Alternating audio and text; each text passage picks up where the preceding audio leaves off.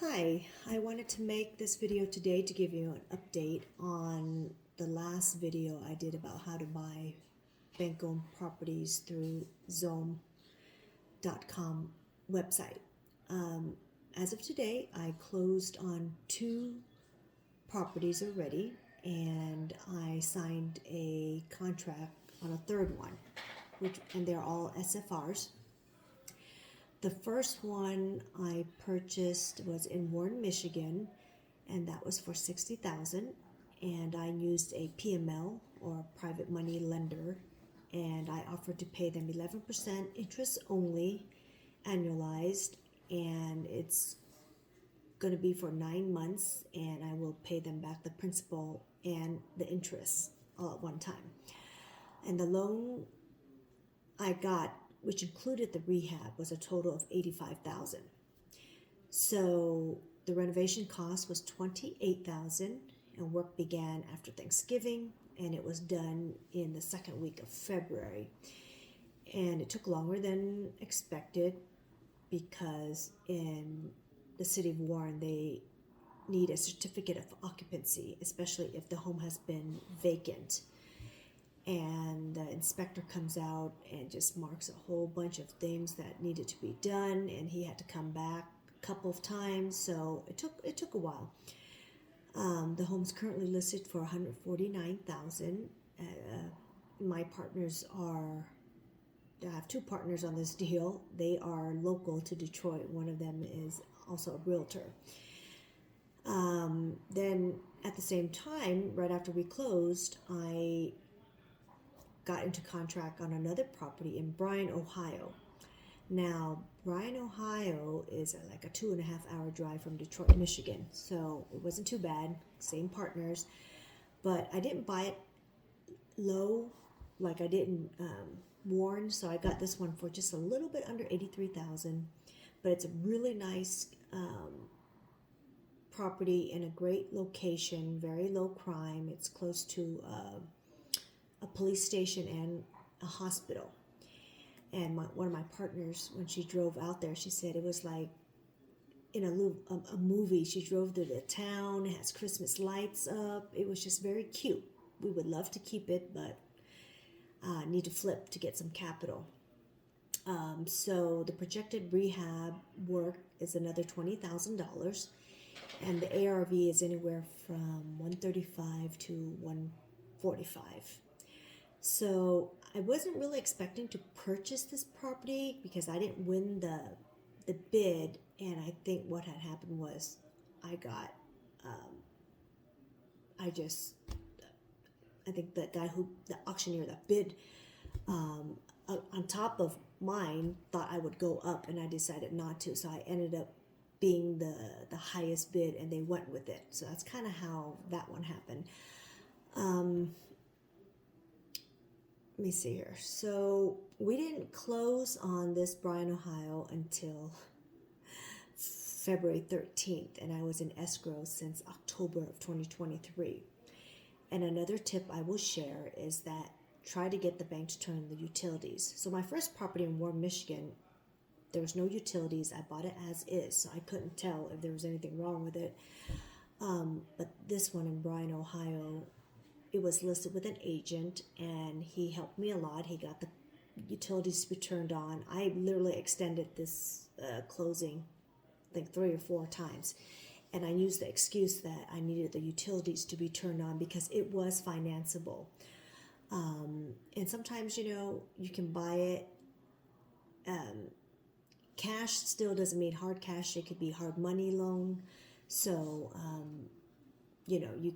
so because I kind of said, I needed an appraisal, I needed the utilities on, and eventually the asset manager was just tired because then they spent, I think, another $2,000 to try to turn on the water, got the plumber out. So I got some things paid up front by the seller, and I didn't have to spend my own money after closing. But finally, after extending it like 4 times, the asset manager was like, no, you're buying it as is. There's no more option to even take a credit. So I finally had to close. Otherwise, I was going to lose my EMD of $3,000. So they made me sign the extension saying that I would lose my EMD if I did not close on time.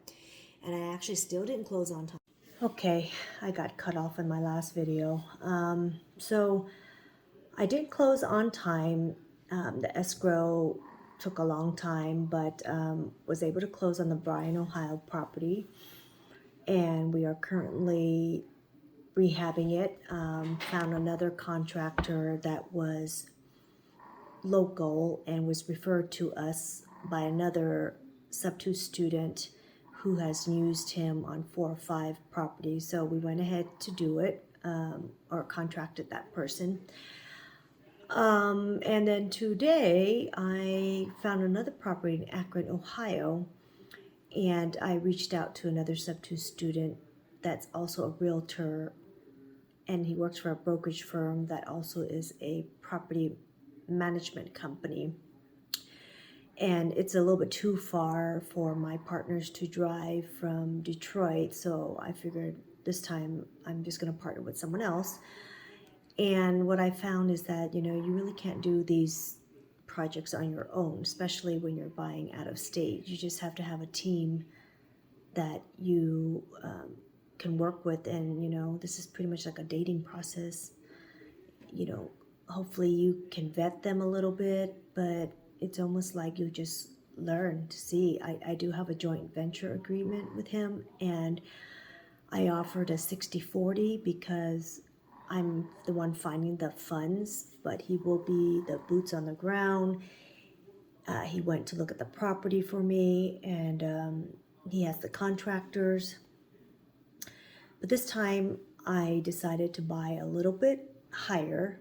The purchase price for this property is $120,000. Now, the reserve price was $123,000. Now, how did I know what the reserve price was? Because I went and pulled the property profile, and it went back to the bank at $123,000.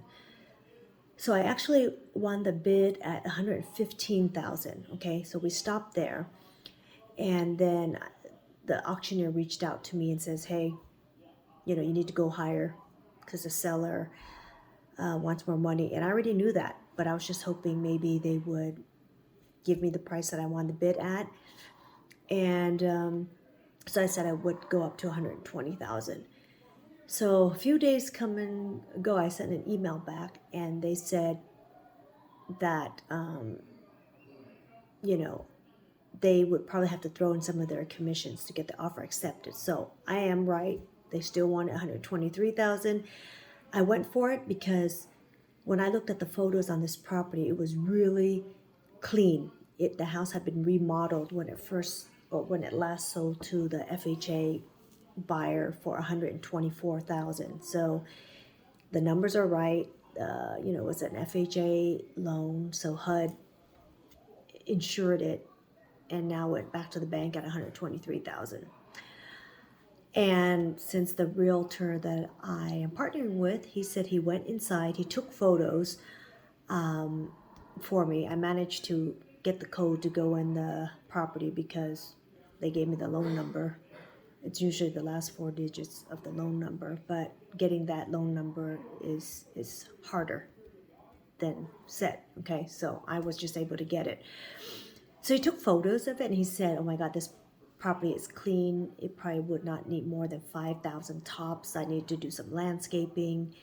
And there was like the drywall got cut off in the bathroom ceiling, so maybe there was a leak. Who knows what they were trying to do, but it's clean. And so if I bought it for $120 plus about $2,000 in closing costs, and maybe $5,000, I'm looking at $127. And he told me that the ARV would be $155.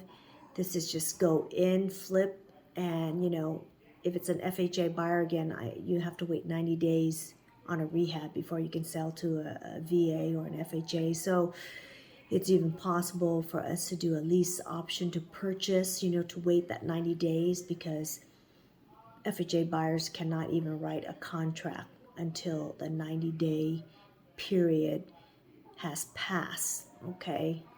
So there's little things, nuances that you need to be aware of. So anyways, that's why I'm getting this one. It's much higher, but this is what I learned from the first two properties. It's great that I'm buying it at 60,000 or under 100,000, but finding lenders that will give you money or loan you money under 100,000 was the difficult part for me. So then I had to go and find private money lenders. And that was also hard again because now I'm raising capital. I'm doing this without pulling equity out of my home or anything like that. So it's possible to do. It just took a little bit longer to do. Okay, so now this property is about, after rehab and everything, I think we can get to 127. So going with a hard money lender, they're calling it loan to cost. So I'm gonna have to put 20% down, and I just need to be over 100,000. Again, 100,000 to 200. I think the origination is like 4 points, and then you get to what's my note? 100, and if I do it for, sorry, okay, here it is. From 50,000 to 100,000 would be like 4.5 in origination. If you do it from 100,000 to 200,000, it could be 1.5 to 1.75 points, and then 200,000 is more. And then let's not forget, you kind of have to have some experience as an investor. They want 3 flips or 3 rentals in the last 24 months because the more experienced you are, they want to do business with you. However, I did speak to this guy, and I think, but from the way I was talking, he knew I had experience. I mean, I haven't done it in the last 2 years, but I've been in real estate since 2001, and I've flipped properties back in 2012. But they don't count that. Some guys do, some guys don't. So that's what I've learned about getting favorable terms. So right now, I literally am just going to buy these properties, buy it, flip it, and get my experience so I can get more favorable terms. So that's what I'm trying to do right now. All right, sorry, just making sure my video is still recording.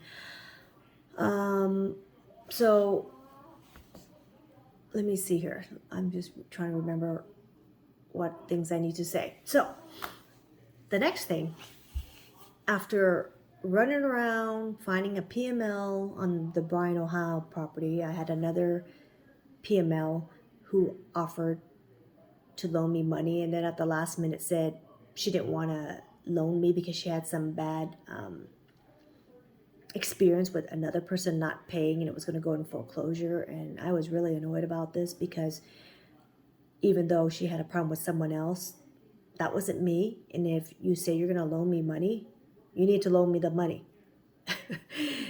And your word is everything. So because when she said she was going to loan me money, I didn't go look for money from someone else. Had she given me that time, I could have found a different person, and then I wouldn't have to get the extension. Then I was put in a bind where I was willing to pay. I mean, there's people who now, if you're in the sub-2 group, they call it gator lending. I mean, they're like 20%. It was just ridiculous, so I wasn't going to go that route. Then I think I posted on Discord I needed some money, and then someone chimed in and said, hey, are you interested in, or I can get you 0% for 12 months or 18 months on lines of credit. And so I'm like, oh, someone actually had reached out to me on this. I had a Zoom call and I totally forgot about it. So I got the link. I went on. I put in my my name and my phone number. That's all I did.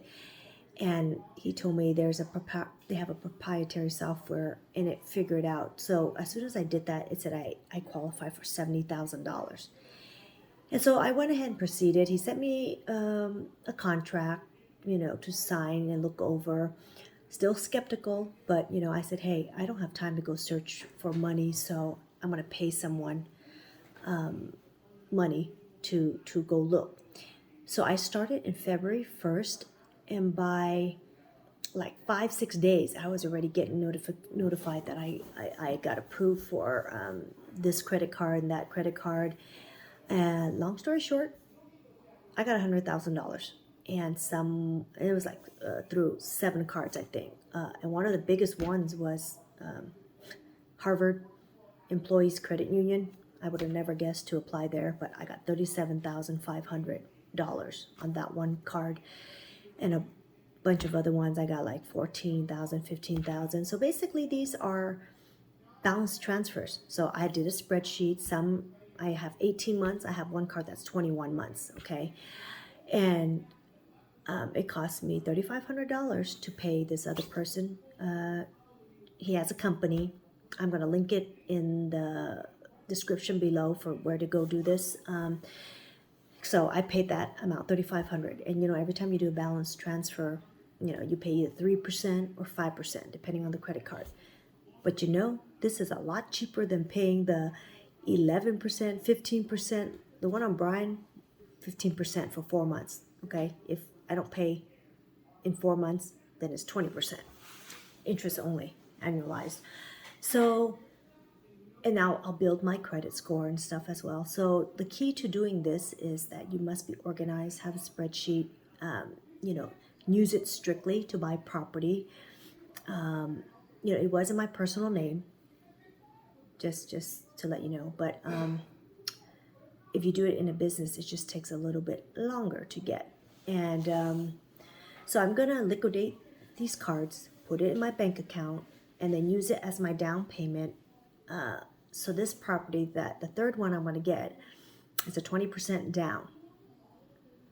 I'm going to take these lines of credit, the cash, and put the 20% down. Since I'm going to flip it right away, I'll be able to pay off the credit card.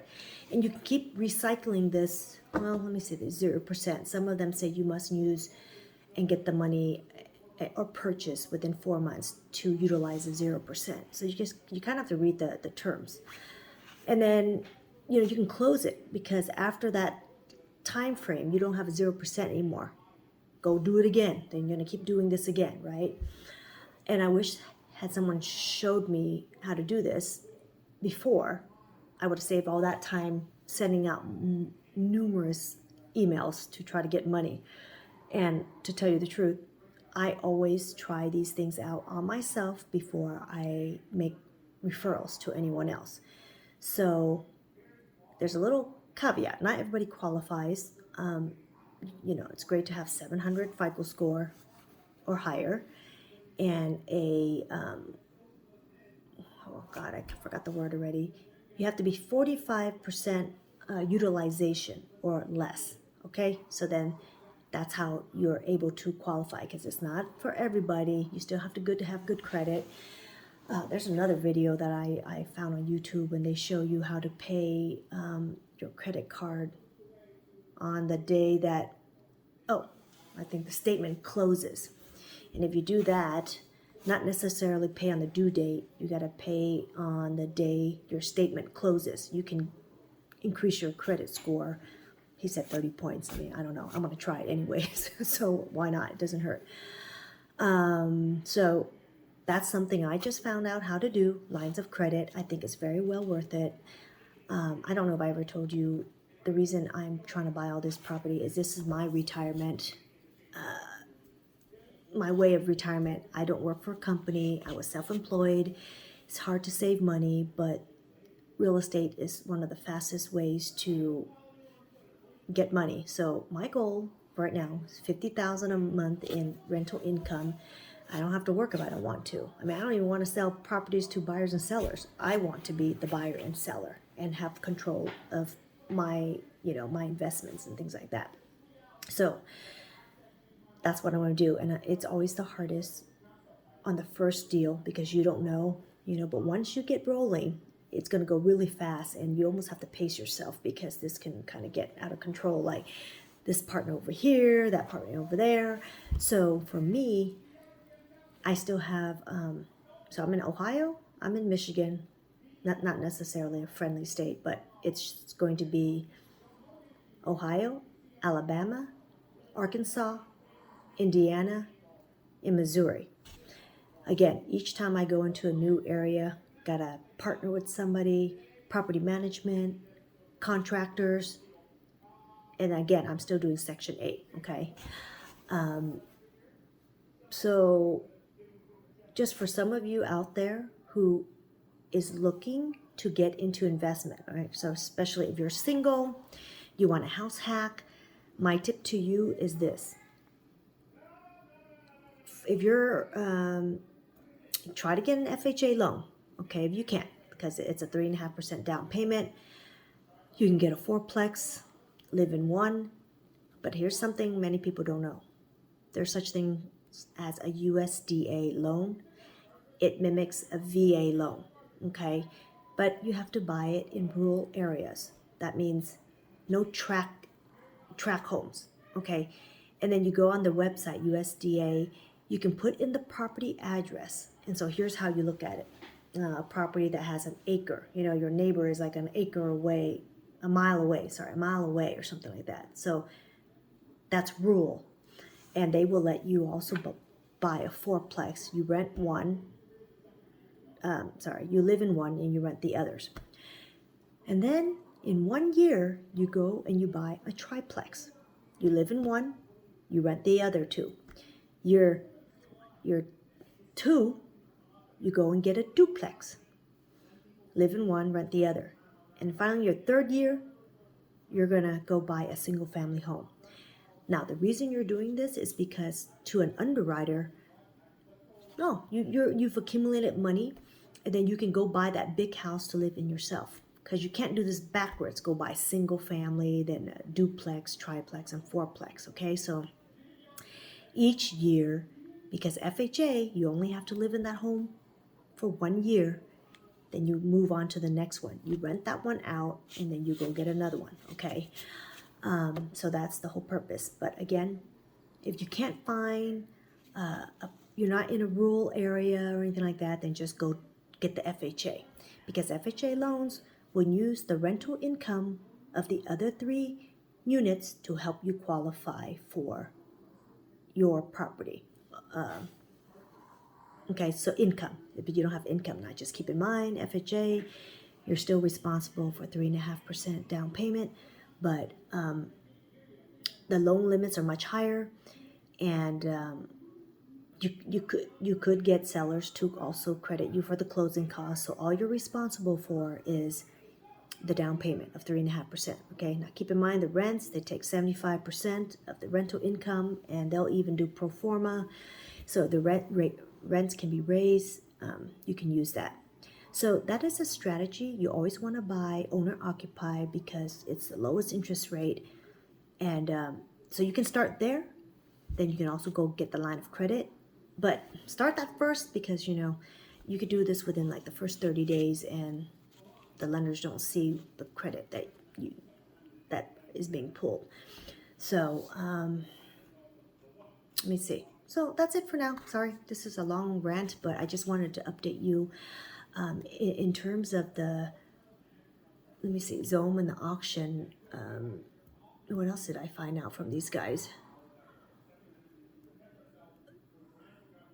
Sorry, running a blank. Anyway, reach out to me if you want an appointment. We can discuss. I'm happy to partner with you too. Like I said, I'm looking in these landlord-friendly states. It's very important.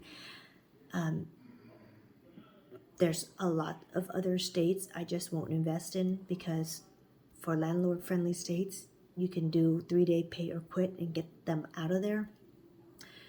California, where I used to come from, my God, it's crazy. You can't even get these tenants out, and a lot of these professional squatters know what to do.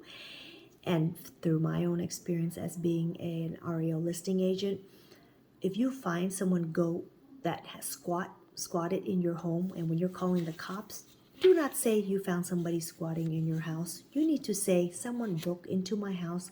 Come and get them out. They broke into my house. You have to work the system. Because if you say someone went into my house, cops will say, well, that's a civil matter, go deal with the courts. So I just had one of my REOs, these guys broke into it using a key bump, and they got in, was planning to stay there. No, we got them out in 4 days because I was not going to go through an eviction process. It's just not going to happen. So I want to also just point that out so you know. But anyways, like I said, I'll put in the description the link to apply to get a line of credit. I will post the calendar if you want to make an appointment with me. I'm looking for partners so we can go at this together. Eventually, when I have enough capital, I will be buying and holding. And so right now, I'm starting to get a little bit more higher loan amounts, and I'm buying multi-family units so I can get some cash flow. And I think where we're going is that there's going to be a lot more bank-owned properties coming up. For example, Las Vegas in January had one of the highest foreclosure filings in a long time. So was New York, Illinois, even California. So it's coming. I know a lot of people think everything's is roses, but it's not. January had one of the highest layoffs as well, and layoffs will turn into a recession. Okay, sorry, I'm ranting. So if you haven't seen the first video, you can refer back to the first video on how to buy on the Zone website. All right, talk to you later. Bye-bye.